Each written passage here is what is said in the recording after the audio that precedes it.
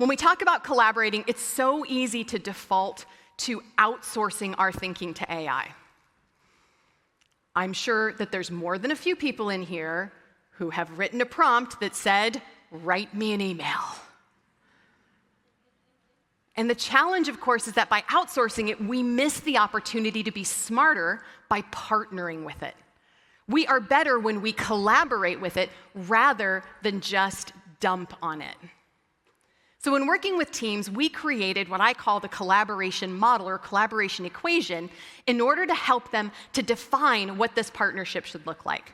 And we call this collaboration equation 20-60-20. Now, if you're not a numbers person, you can also know this as you do you. So let's explore what this means and why it matters.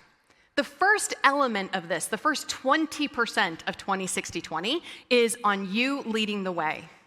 Now, when I was the director of technology for a software company years ago, I had an intern, and I am sad to say that I failed him.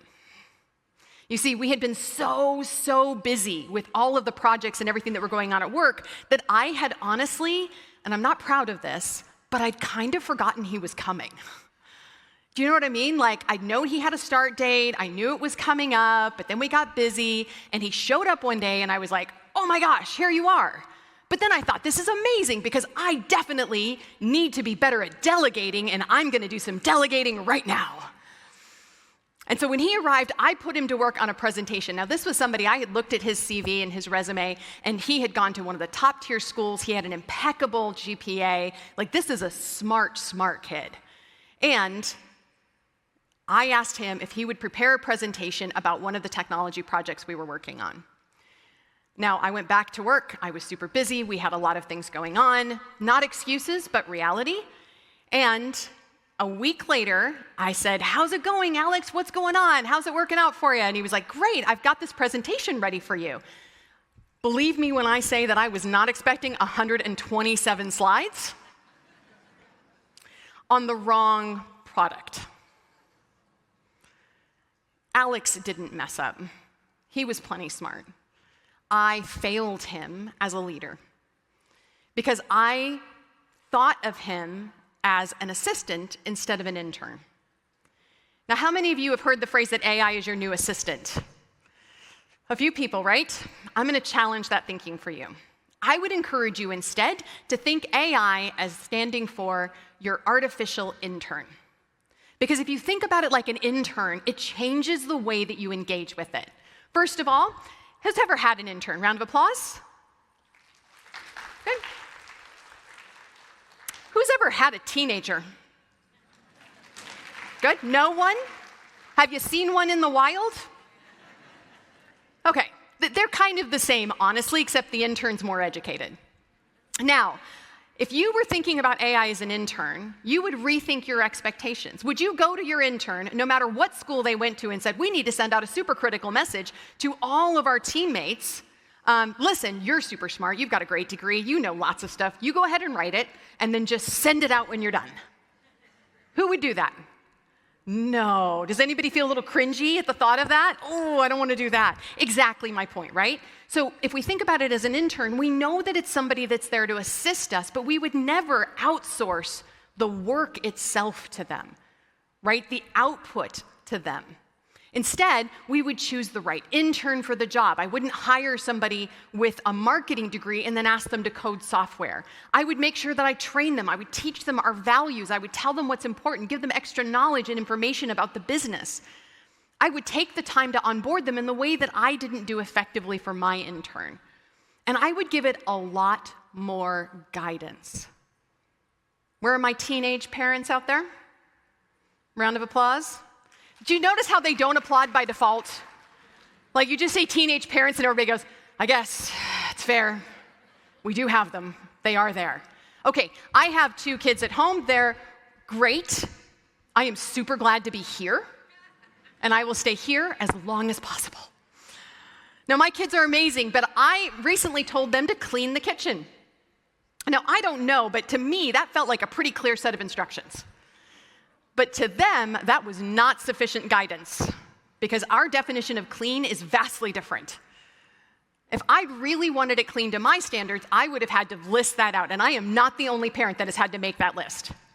When we say clean, we mean the dishes are not on the sink anymore.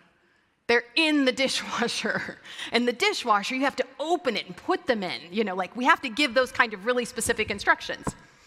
So when I think about leading the way for AI, what that really looks like is that we have to take a moment and really guide this intern properly. We have to pick the strategy, the goals, the tools, the prompt to make sure that we're putting it in the right direction.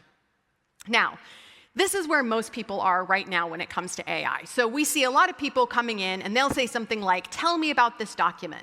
Now what you're seeing here is a live video of a prompt, right? Tell me about this document. We're analyzing a Microsoft license agreement for Brown & Brown. Now don't worry, I've got all of the videos that you're going to see here today. You don't have to read this scrolling text. All of this is in your bonus content. So you can go back and watch these videos and look at what we're doing in detail. But these kind of vague prompts deliver really generic responses. This is us outsourcing our thinking. I don't want to think about this document. You think about it for me.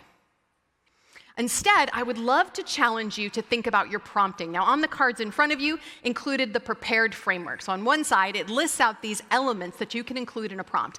Now, we're not going to do prompt training today or anything like that. But what I wanted to do was to first point out that when we talk to this technology, when we engage with it, it's on us to make sure that we're giving it the right guidance and the right level of information.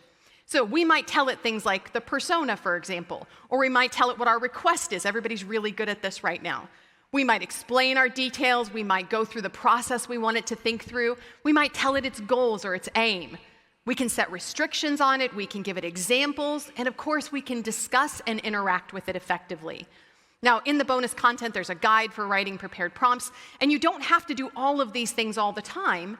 But if you're not getting great results when you engage with it, it's because you haven't given it enough guidance. And this gives you a framework that you can use to help give it more guidance. For example, when I think about that same analysis of a contract, I might start with a persona. And a persona tells it who to be. AI knows lots of stuff. I mean, if I was to go home for the holidays this year and I was to pack on a few extra pounds, which has been known to happen at Thanksgiving, then I might come to AI and say, I need to lose 10 pounds. But if I was to ask a dietitian how to do that versus a fitness trainer, can we all agree I would get two very different responses? I mean, I wouldn't like either of them. And I wouldn't do either of them. But I would have them. And that's why that persona matters. With all of that information, you have to filter it and point it in the right direction. We could also give it the goal. This is probably the one that is most often missed when people prompt and interact with AI.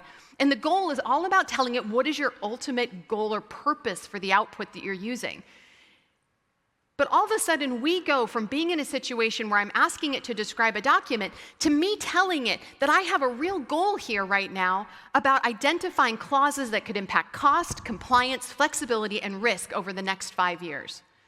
That's me using my expertise, my human ingenuity and cleverness in order to then bolster AI to get a better output. And all of a sudden, it goes from giving me a very generic output to suddenly getting a whole bunch of information about risks and constraints and worrying about, making sure I'm checking on things like truing up orders and looking at things like explicit service level guarantees and uptime. Those great words. We love good uptime. But all of that because I participated, because I led the way.